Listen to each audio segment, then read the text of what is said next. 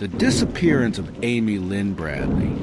Amy was a vibrant, athletic 23-year-old woman from Virginia, a recent graduate of Longwood University with a degree in physical education. She was known for her independence, strong personality, and devotion to her family, a former lifeguard and competitive swimmer. She had no history of depression or reckless behavior. Amy had a close bond with her parents, Ron and Iva, and her younger brother, Brad. In March 1998, the Bradley family boarded Royal Caribbean's Rhapsody of the Seas for a week-long cruise through the Caribbean. The cruise departed from San Juan, Puerto Rico, with planned stops including Aruba and Curacao. What was meant to be a celebratory family vacation turned into an enduring mystery. On the night of March 23rd, 1998, Amy danced at the ship's club with her brother and a few crew members, including a band member named Alistair "Yellow" Douglas. At 3:40 a.m., she returned to the family's cabin. Her father last saw her around 5:30 a.m., sleeping on the balcony. By 6 a.m., she was gone. Her shoes, cigarettes, and lighter were still in the cabin. Yet Amy had vanished without a trace. No one heard a splash. No alarm was sounded. The ship docked in Curacao just hours later, and disembarkation continued as scheduled despite her disappearance. Amy was reported missing immediately, but the cruise line delayed alerting passengers.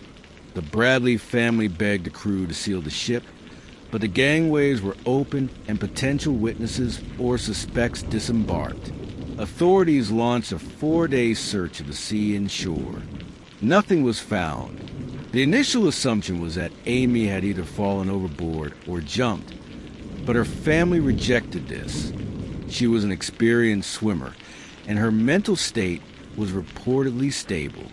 The FBI eventually became involved, but they found no physical evidence, no blood, no signs of struggle, no eyewitnesses confirming her fate. One figure stood out, Alistair "Yellow" Douglas, the band member who was last seen dancing with Amy. Some witnesses claimed he acted possessive of her. He was interviewed by the FBI and underwent a polygraph test. The results were inconclusive. He was released and never charged. Royal Caribbean was criticized for its poor cooperation, and there were accusations that the company tried to protect its reputation rather than focus on solving the case.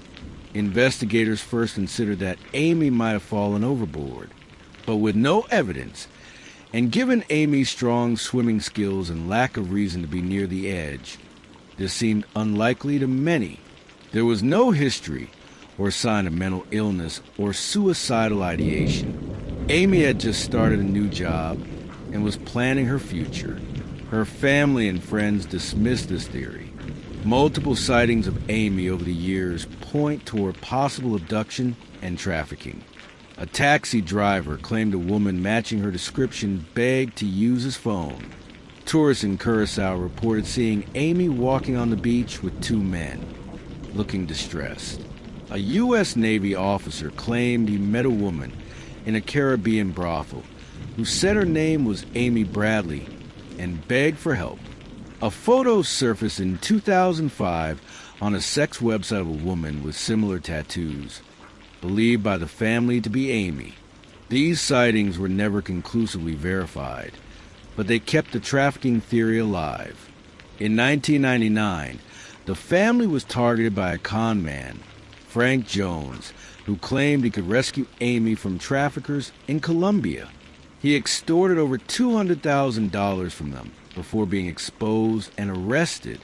In 2010, Amy was declared legally dead, though the case remained open. In 2025, Netflix's documentary Amy Bradley is missing reignited interest in the case, exploring the possibility of crew involvement, overlooked clues, and international trafficking. The FBI continues to offer a $25,000 reward, while the Bradleys offer over $300,000 for leads. Unresolved questions. Why did the cruise line delay the alert? Why were so many credible sightings never followed up? Was a trafficking ring operating from a cruise ship?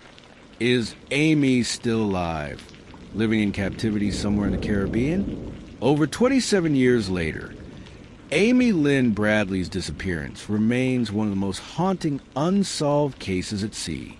Her story is a chilling reminder that even in vacation paradises, danger can lurk. Sometimes hidden behind a smile, a drink, or the open deck of a cruise ship. If you know anything, however small, the FBI urges you to step forward.